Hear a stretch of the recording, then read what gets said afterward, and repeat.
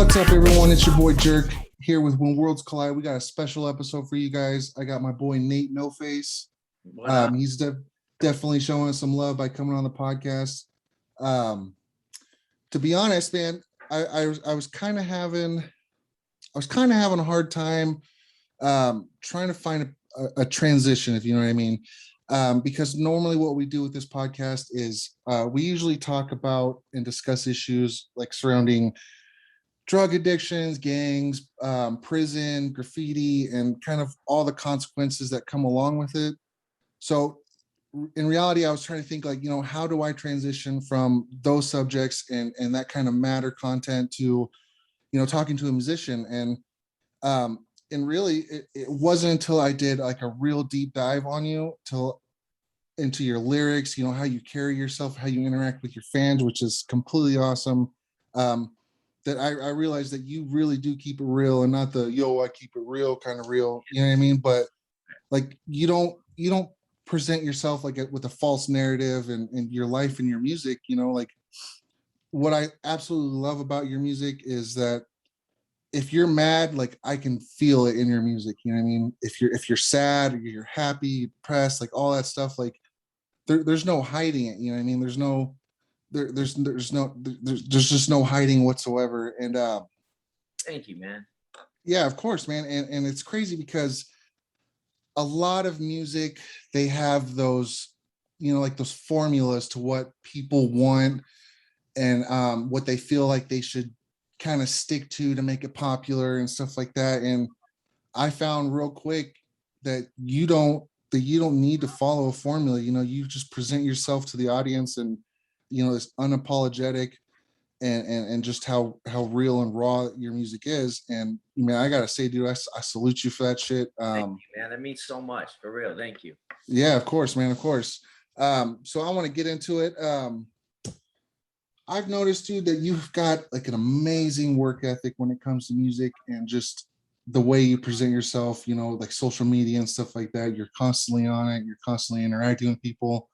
And I think that plays a big role into like, you know what I mean? Like just being able to be out there and put yourself out there too. Oh yeah. Definitely shit, as far as like the whole, we're talking about like the whole starving artist thing, you know what I mean? But to be honest, man, like you could just see the amount of work that you've been putting in and it's starting to pay off, dude, and you definitely deserve that shit. Thank you, man. That means so much. So first off, man, I want to get off into like your early years. So where did you grow up? I grew up in Tucson, Arizona. Tucson, Tucktown, okay. Yeah, Tucson, Arizona. Mainly all on the east side is where I spent like most of my life. Like that's where I was born and raised. Went to Corbett Elementary on Craycroft and 29th, and then went to Vale Junior High on Craycroft. But yeah, Tucson, Arizona, born and raised, and just all my friends, everybody was from there. I didn't get out of there until my late 20s when I went to Conservatory of Recording Arts in Phoenix, and then from there got an internship in LA in 2000. Did that for a year, came back to Tucson. We had a couple stores in Tucson, me and my brother, some graffiti stores, clothing, records, and then I've been out here in LA now for about 10 years. But most of my story takes place in Tucson and Arizona. Was it a big culture shock the first time you went to LA? Oh, hell yeah, man. I'm like I said, never shit. And it wasn't until I was 18 that I even went to other sides of town in Tucson. I think first time I went to the south side of Tucson's a small city, was like when I was 18, 19. So like I literally stayed in my pocket. So then all of a sudden to be in LA in my 20s alone. Yeah, and I was living in Hollywood of all places. Like, oh, hell yeah, man. It was wild, Yeah, I never saw that many people on blocks and corners and people walking out and just all the hookers and just everything. I was like, oh, shit. It wasn't like that. I come from a small town, maybe 50, 60 miles from the border, Right. Yeah. I lived in Tucson for about like 5 years. Me and my wife, we stayed in was it like Speedway and Houghton area? Okay, that's the Upper East Side. Yeah. That's where I lived most of my time too. All that area, 22nd and Houghton and 22nd Pantano. Yeah, all that. Right. What was Tucson like back then? As far as a lot of people don't really hear about Tucson, but I mean, Tucson's a big hub for drugs. You know what I mean? Like that's the Yeah. first stop that, you know, on the road trip to from Yeah. Mexico that most motherfuckers take.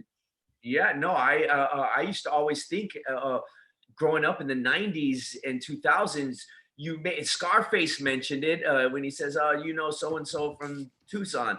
But no movies, no TV ever talked about it. It was always LA, and even the cheesy TV shows are Miami because, you know, the cocaine cowboys of the 80s. And I literally used to start to think that it was intentional, that they didn't want to shine light on a pipeline flood in this place. Because I mean, I knew most of the guys, and or a lot of the guys. I wouldn't say most, because I mean, just everybody was doing it in the 90s.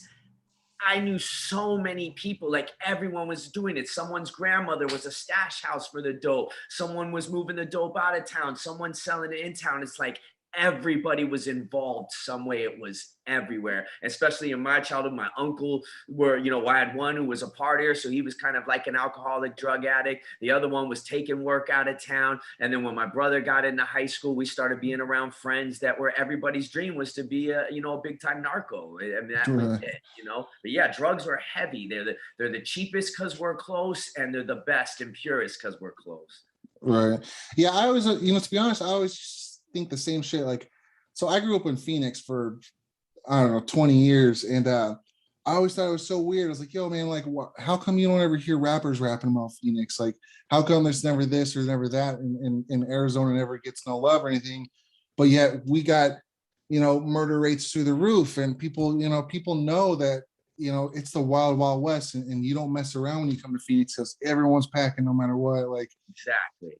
No, you know, and then we always got like the two strike and go to Arizona rule. You know what I mean? Like we got so many OGs from Cali coming over because they're on their yeah, second that's a strike. good point. I never thought of that, that they're moving here to get away. My brother's a three-time strikes, you know, three-time felon in Arizona, though. He didn't, you know, it's not no L. You're, you know, he's Right. down for all these years. It was all drugs. But yeah, exactly. It's not a three-strike state. So, I mean, we just keep doing it. And I think they know because everyone's just going to keep hustling. It's also a place where there's no jobs, you know, Yeah. there's a bunch of levels. There is people with money, and I knew people from, I knew a kid, his dad was, the government was offering 500K for him. His dad was in Mexico. It's like, I would see the top of the top, and then I see kids just breaking down quarter pounds, but it's like everyone was doing it because there was no work there. I mean, you know, you had to do construction in the heat, or there's not a lot of jobs there. Or when I was coming up in my 19s and 20s, it's like there was call centers. Everybody worked at a call center. And then most all the girls, you know, at the time, you couldn't, oh, I don't know what the law is there now, but when I was coming up, you couldn't open a new strip club in Tucson legally. You had to buy an existing one because there was already too many for the size of that city. Because first of all, the drug money, and then, you know, so now every girl's a stripper because that's like 7 or 8 of those clubs in there, you know, in a town with population when I was coming up less than 1 million, you know. I mean, it was, yeah, it was just a wild. The 90s definitely in Arizona was a wild time. Oh yeah, yeah, for sure. Um, you know, gangbanging alone, I remember in the 90s, dude, it was a whole different beast, you know. See, our OG from our neighborhood, he was a second striker in California. He ended up doing some Fed time, and he came out to Phoenix in like the mid 80s, late 80s, and he spit us a lot of game that we would have, you know, it would have took us years to get from listening to music or stuff like that Yeah, because right, you know, because you don't right. really you know, we stay in our neighborhood, you know what I mean? Like I'm more worried about the person on the block over from me versus the guy, you know, from a different state. So Right.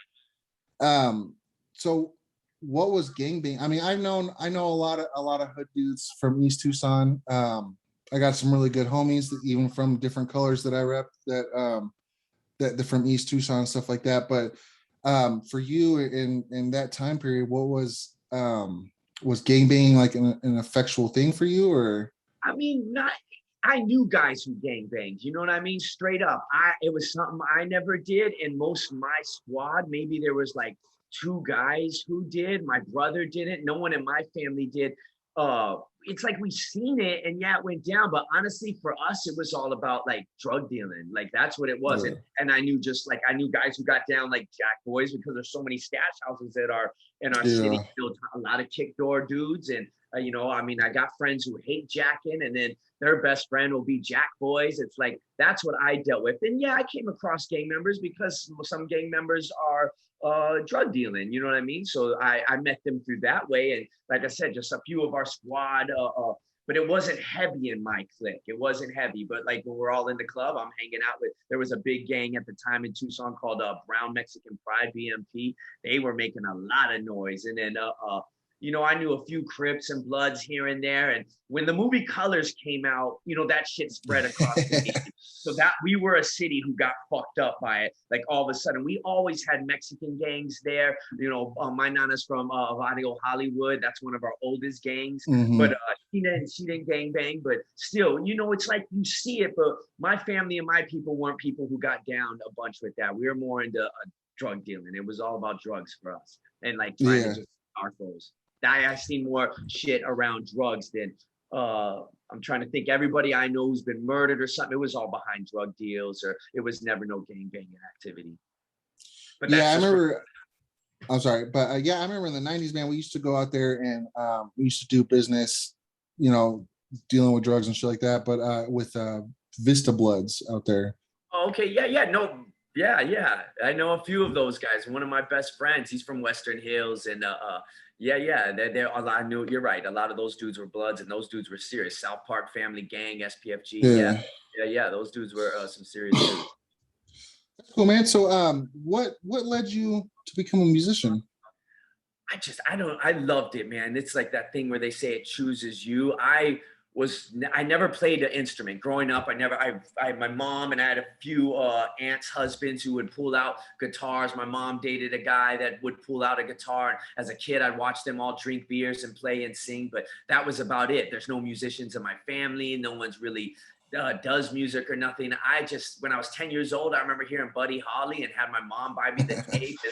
And then after that, it was Too Short. And then I really, around our teens, we were listening to Suicidal Tendencies, and we weren't kids. We just saw them on the screen. I think I don't even know if it was MTV. It may have been like Friday Night Box. Yeah, some shit like that. But we saw Suicidal, and we're like, oh, they look like homeboys. And, you know, I didn't know rockers made that music. My town was small. I'm sure in LA and bigger cities, you had Mexican gangbangers who did rock. For me, it's like, I never saw no one like that. Then mostly those guys were rap type cats, and rockers were Hessians in the back, but I never saw them gangbang. But Suicidal Tendencies had a big influence on me. And I was just a music fan, hardcore, until about 17, 18. I was like, I want to try to get into hip hop. And in Tucson, you couldn't even get that type of music gear. It was strictly like guitar stores, or that's it. I had to order my SP 1200 out of the back of a Source magazine from a place in Brooklyn, because there was no stores with drum machines. There was no Guitar Centers in my town. So I literally ordered it through the back of a Source magazine and started messing with beats. I was buying gear. I had no one to ask because I didn't have no homies who were doing music. They were like, what the fuck you doing with that shit? Like, you know, my friends, nobody did music. And I was buying gear, buying turntables, trying to teach myself just off of what I would listen to them say in a song. Oh, they mentioned SB 1200. I'm going to go buy that. And yeah, I was just a fan, and I started through rap. A lot of people don't get that. They find me now and they think I'm synth punk or punk. And it's like, man, my real roots are all rooted out of hip hop. Right. So was there like a specific age that where you were like, you know, I'm gonna try this, or you always just kind of like rapping stuff, like, you know, messing around and stuff like that? Yeah, no, I mean, it was shit. I didn't really give it a go until my like 30s. I mean, all when I was rapping, I'd hide it from homies because I'd get clowned. And then there were times where I just hide it from a lot of people. And then that, like, since my circle didn't do it, I'd find like somehow a local rapper. I don't even know how. Maybe a friend put me onto a friend, or I don't know how I came up on this little clique, but I'd make them beats. But they really weren't like my friends. They were just, okay, you're doing music, I'll hang out with you some nights of the week and we'll make beats. Right. You guys go try to rap, you know, but I never had it in my head that I was going to succeed. I knew I was a half Mexican, half Jew kid in Tucson. And I was during the era, even before Eminem, where you weren't making it if you were that from Arizona. But because of that, I was always like, oh, if I ever get the shot, I want to be ready. So I would write rhymes all the time and I would be ready to battle anybody. Like, I feel like I chew fools up. Like, I don't come back. I was a battle rapper. I was like ready to, but yeah, man, I always hid it from people. And then I started getting it when I had my graffiti shop. Some graffiti artists that would come in, that's when I started learning, you know, yeah, it's one of the four elements of hip hop, but shit, I was meeting all kinds of punk kids or rock kids or coming in to buy paint or streakers or just look at videos we had. And then they would put me on to music that they liked. And because all my people were into get money rap shit. And then they started, but since I loved all music, they turned me on to indie bands or punk bands. It was really in my late 20s that I started, or like I had my store around 28. I started being like, oh, I started digging all this music. So I tried to make that music with my samplers and drum machines. I would, you know, make Portishead style beats with me singing and still would hide it from everyone. Never show nobody, just doing weird ass music with samplers and then one kid I met through the store, I mean, I already knew him, but me and him started making a synth punk band with Game Boys. And when I did that, the city didn't know what hit them. And that's when I was like, okay, let's try this shit. And that's when I started booking shows. And it was even my brother. He heard it one day in the room and he's like, bro, he took the music and put it on his MySpace saying it was him just because he knew I would never share nobody. I would never share it. And it started going crazy. Even people from LA, Hit and Run crew, they found it on my brother's MySpace and was like, what the fuck is this? So I'd say it was about 28, 29 where I was like, okay, I'm going to do shows. I'm going to show the world I do this. I mean, that's where the real N8NOFACE name comes from, because I wouldn't show people that it was me. I had a MySpace and was putting songs on there, but I never showed no one it was me. I had friends who knew me, but didn't know that was my MySpace. They, you know, people that started buzzing around the city. Oh, there's this artist in Tucson. I never told no one it was me. Crazy, crazy.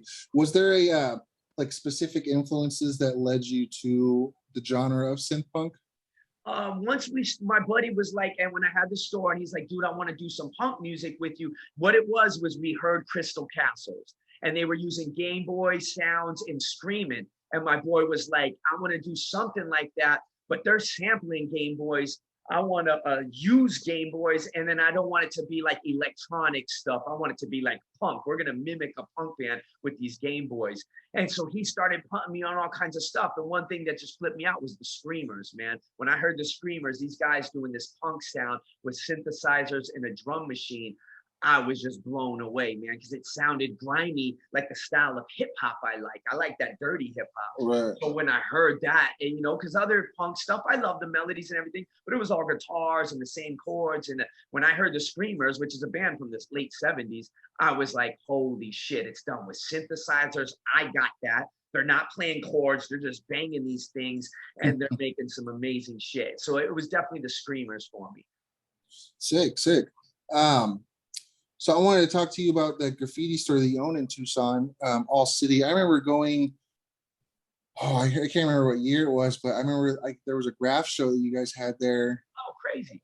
And we came and mobbed down as a crew to Tucson. And I think man, we were probably like 10, 12 deep and no one knew us. And we ended up getting in a fight. We seen something. Yeah, it was one of those shows, you know what I mean? But it was what it is what it is. But man, that shop you own was so dope, and I don't think that Tucson ever had anything like that. I mean, I'm sure some people from Tucson are like, oh no, we got this and this, but All City, like, dude, like even me never being to Tucson, like people from Phoenix knew about it. You know, we'd heard about shows coming up, or we would go and buy stuff, and then totally wreck everything around there and just try to get known, you know what I mean? And there's a few yards in Tucson. I remember like there's one called Titty City. I mean, we used to ride our bikes as kids down there. Yeah. Oh yeah. That's why they call it that, because all the hills. Oh, so that's why they call it that? Yeah. Titty City. That's where you like go catch a wreck on your dirt bike or your little bicycle BMX. it always seems like every time I talk to someone, they have a different name for it, but like the general consensus was always Titty City. So I was like, oh, Yeah. that's what I'm gonna call it. Did you ever see that first 48 episode where it was down there? No, I mean, I think I heard they've been down there a couple times, but yeah, Yeah, I there don't was know.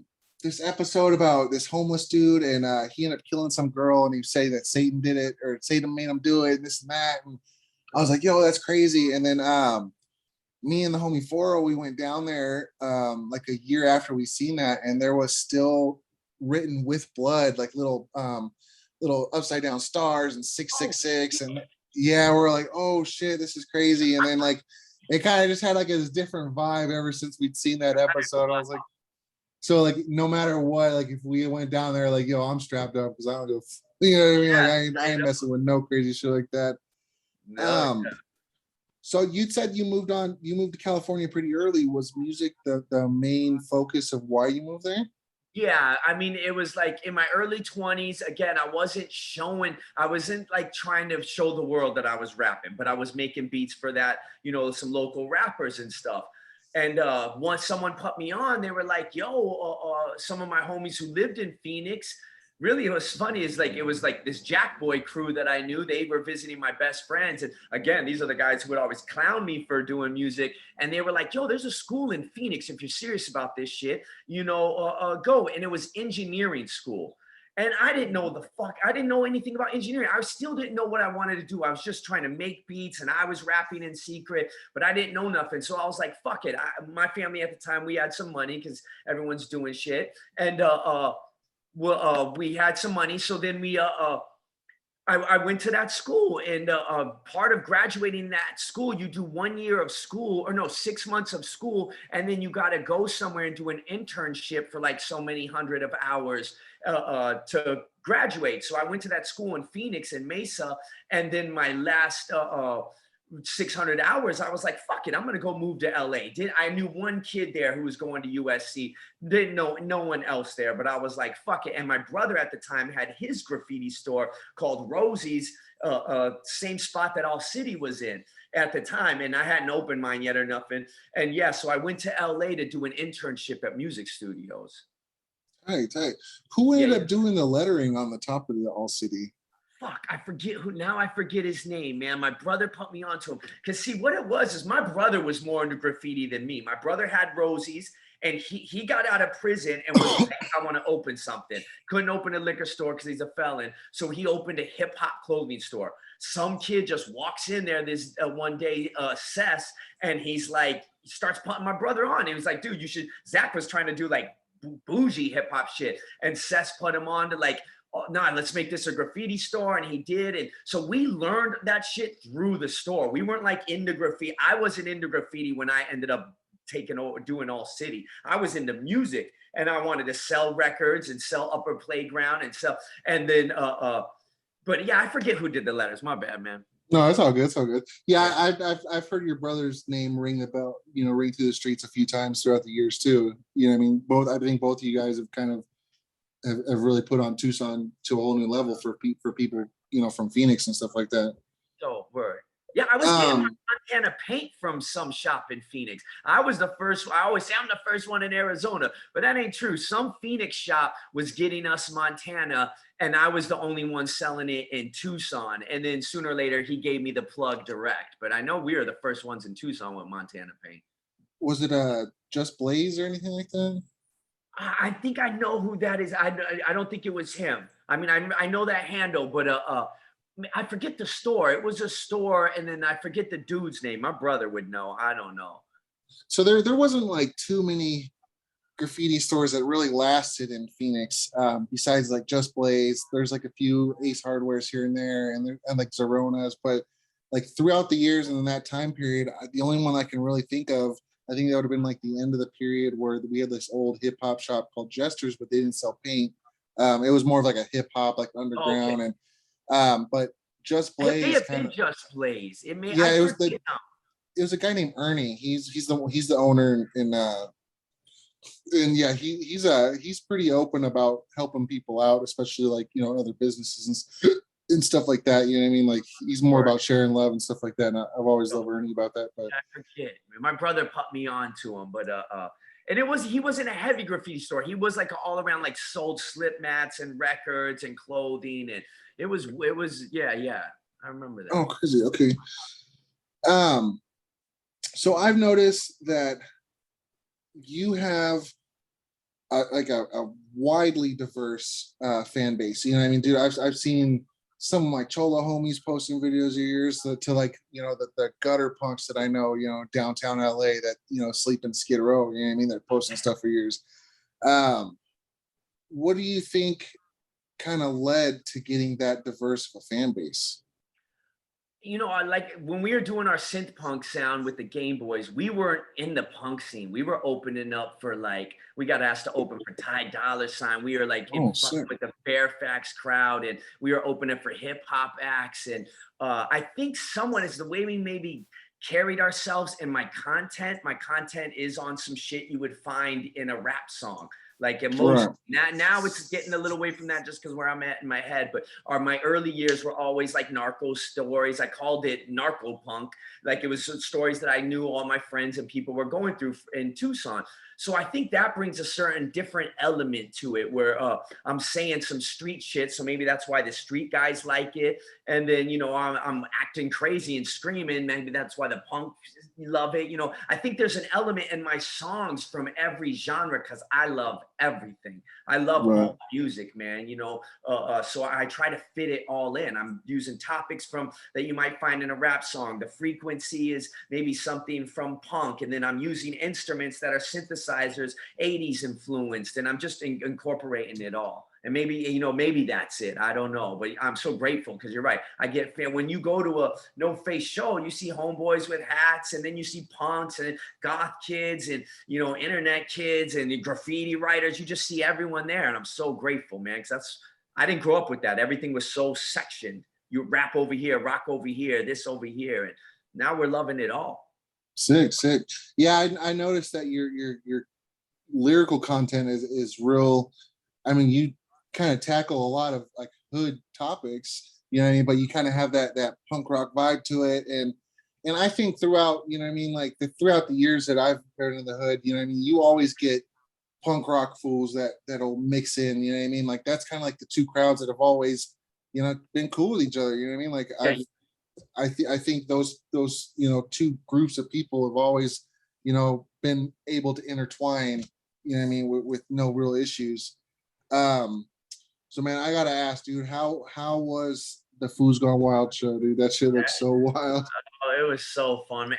And again, that's a place I wasn't expecting it. You know, I didn't know who the hell they're all there to see. I mean, of course, people were telling me, like fans, like, "Oh, yo, I bought tickets and stuff," but man, I didn't know what to expect. You know, little Mr. E, and I mean, you know, fools have shown me love. I played their first pop-up shop at their first space when it was like they were, I mean, they had a line around the building, they were still popping, but they weren't who they were at that show at that moment. So yeah, that was definitely the biggest show I've played, man. I mean, it was sold out, the observatory sold out, the big room, you know, good sound. I'm normally playing venues with shitty sound and shit, but and then the energy was just love because it was. I mean, we had a pit going, you know, and then, you know, you got fucking gangbangers, fools, cholas, you know, just regular people just chilling all there, you know, Modelo's in the air, and it blew me away, man. It was just nothing but love. And then some of hard punks that I've met now doing punk music. My homies Barrage, they're a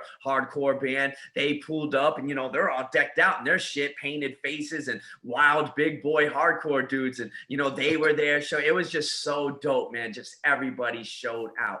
Like that's how it should be, man. Like no drama, no fights, no nothing. And there's pits aggression going on. And after it's all love, man. Sick, sick.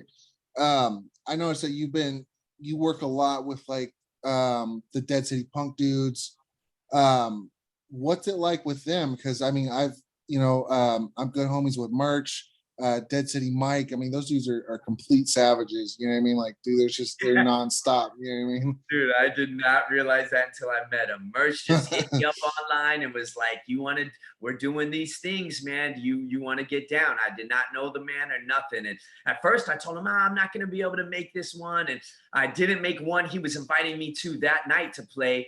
And then after one, he's like, all right, set up this one. We set it up and I did it and I opened and then I saw their power, man. That shit was the Lafayette Square one. And it was just thousands of kids. And man, I fell in love with them and their energy and what they're about. And, I would ask him, you ever want to do this in a venue? And he's like, man, I just want people to be free. That's why I do it like this, just, everybody out and doing their thing. And I just love Merch's mind, man, and his attack and his way he goes about it. And yeah, so then after that, they invited me to do the Frogtown one, and that was the one where the cops came shooting kids and that shit. And then after that, I was hooked. I told him, man, if I ever get a booking agent or I've ever signed, I'm telling any agent I get, you're never going to tell me I can't do a Dead City show. I will pull up to any show those motherfuckers ask me to do. I love them guys. They show me so much love, man. Dead City Mike, Merch, the whole band is just, they're the coolest, man. Yeah, and they get down. Like, I think they're gonna just be a huge wave coming.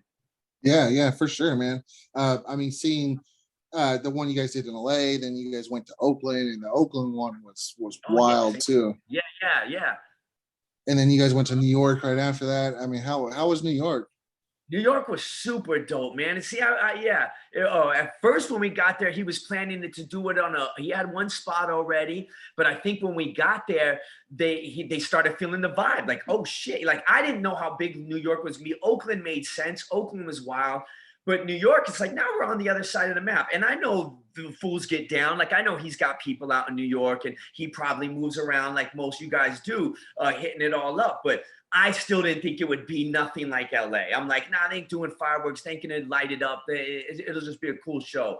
And so then once we got there, we started realizing, man, the city's talking about this shit. And Merch was like, we can't do it at the spot I thought. We're going to have too many people there. So quickly, he thought of a new spot. And we did it at the East River Amphitheater from Wild Style movie. Like, so this shit was already, like legendary, the energy there. It's like, oh shit, the flyer was the video, the show and the movie.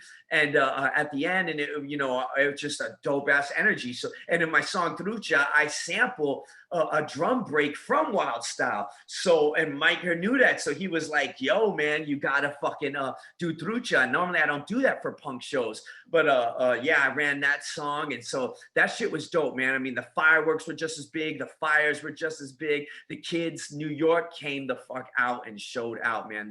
It was wild. I'm like, okay, what's next? Mars? Like, these guys are everywhere, man. Like, yeah, everywhere we go, it is a show. I was like, okay, now that I know it can happen in New York, they can pull the crowd out from anywhere. Oh yeah, man, for sure. I'm definitely sure about that. You guys ever talked about going over anywhere outside the country before?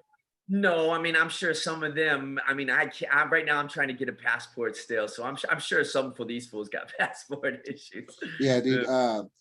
A good spot, a good spot for punk rock, dude, is Mexico City, bro. Mexico City is fucking wild, man. No, see, I would love that, man. I want to play Mex so bad. Again, I got my passport issue, but we got a show booked in Tijuana, 9/18, I think, and they're telling me you'll be good. Just bring your state ID and birth certificate. And I'm like, fuck it, I'm gonna try it, man, because it's my dream. That's as far as I can go, and then maybe I can get to Mexico City. But yeah, I've heard that, and I've seen, like, I'm into synth wave and electronic shit too, so I've seen some scenes out there in Mexico City that I'm like, oh, I gotta do this, man. So dope that you say that. I want to play Mexico City. Yeah, I flew out there when I was like 19 or 20 for a graph event, and this was like, years before it was mandated that you had to have the passport. I mean, that was just like an option, but we ended up playing painting Meeting of Styles, which is a big graffiti event that goes on a different spot every year, and we played Mexico. We painted Mexico City, dude, and it was so sick, dude. I remember getting off the plane and the most beautiful women you've ever seen, dude. Like, it's crazy because you see these blonde hair, blue-eyed girls, and you're like, what the hell? Like, you think they're tourists, and they start speaking to you, and it's like full Spanish. So I'm like, dude, what the hell? And And the dude, the guy who ran the event ended up giving us like a little tour guide because he knew a lot of people didn't speak Spanish, and you can find yourself in some shitty situations in Mexico City. So he gave us like tour guides, and he was telling us like, yeah, he gave us a whole breakdown of you know, the Spanish coming over and stuff like that, and that's where a lot of that stuff comes from. Yeah. And we ended up going to one of the Mayan temples, which was Tizza Ichen. I can't pronounce it right now, but dude, it was super legit. And dude, Mexico City's been amazing. So I know that you posted not too long ago about making the choice to quit your job recently and taking music full time. Have you noticed any upsides from that already, or? Yeah, I mean, freedom to do more things that I wanted to do. Like, I would have never even been able to do the New York show with them guys. I would have like been like, nah, or Oakland, or you know, I'm getting to play out of town more. And when I had the job, I was about the job, so I'd always be like, nah, if it doesn't work with my schedule, or I don't have the vacation, or if I had the vacation time, but maybe the job was like, nah, you can't. You know, I always respected that and was like, nah, okay. I was always like, just true artist. I didn't know if I was going to make it with music or not. And so I just kept the job. But now that I've made the choice to walk away from it, yeah, I'm taking everything I can get, and it's fucking fun, man. It's like way more fun. Like right now I'm living on bread and water, but I'm enjoying stuff. I'm smiling a lot more, man. And I never knocked a job, but it's just, you know, sometimes what I was doing was like, yeah, busting my back and hurting, and you know. Right. So you got an upcoming show next or this weekend coming up in MacArthur Park. Yes, with Lethal Amounts, and that's going to be a more of a synthwave show, synthwave sound. Doing it with some like legends in that sound, Ricky Band and Ms. Bond, I think is how you say it. Dope electro bands, and with Danny Lethal, he's a legend in the scene. It's a free show, all ages, and yeah, I'm really stoked for that one because I'm going to do some different stuff. You know, I won't do the punk stuff. I'll do more synthwave stuff. So it'll be fun. I know it might not look to my fans that I'm a big synthwave fan, but I really am, dude. I've been synthwave, chill wave stuff, anything you can take some psychedelic drugs to and put some headphones on, dude. That's my thing. You know what I mean? Yeah. So after this weekend, you have a show coming up on, I believe it was the 10th in Tucson. No, the 21st. 21st. Okay, no, this one's okay. So the 21st in Tucson. That'll be my first solo show in Tucson.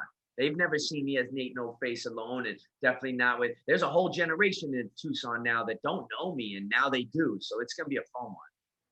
I think a lot of the old school heads from Tucson have really been putting you out there to the new generation, because there's I've seen a lot of younger generation kids that I wouldn't expect to ever, you know, I mean, like kind of listen to that genre of music. You've been posting a lot of your stuff, and I think it's pretty rad. Oh, I'm so grateful. Yeah, it bugs me out.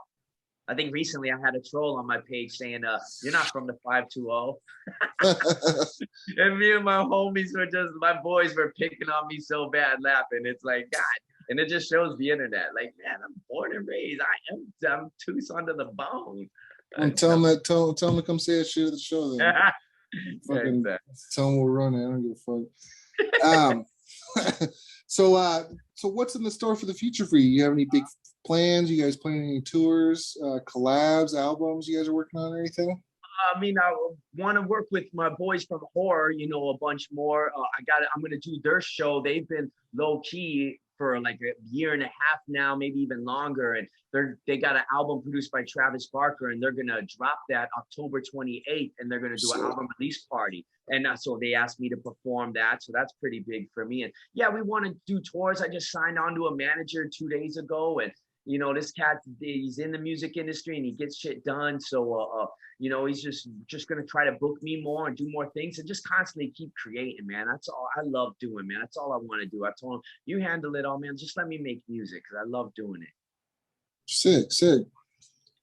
So before we get out of here, man, I wanted to see, do you have any shout outs or last words you want to give to your fans or anything? Just thank you so much. Shout out Dead City. Shout out all the homies, you know, my homies Horror. Shout out my boy Nar. cold Tucson. Shout out all the Tucson in the whole city. Just thank you for everything. Thank you to you, man. It means a lot. You showing me love and respect, man. Yeah, I'm just truly grateful. Thank you, everyone, honestly. Sick, man. Well, it's definitely been a pleasure having you, dude. I want to thank you once again for coming on the show, giving us the opportunity to talk, getting, not just me, but, maybe, if one more person can hear about you, I mean, that's the whole purpose, you know what I mean? And I definitely look forward to see what you got coming, my boy. Thank you so much, man. It means so much. Thank you, brother. Yeah, of course, man. All right, everyone, that's been another episode. We've had this is definitely one of the best episodes we've had so far, thanks to Nate, everything he's got going on. We'll catch you guys on the next episode. Peace. Peace.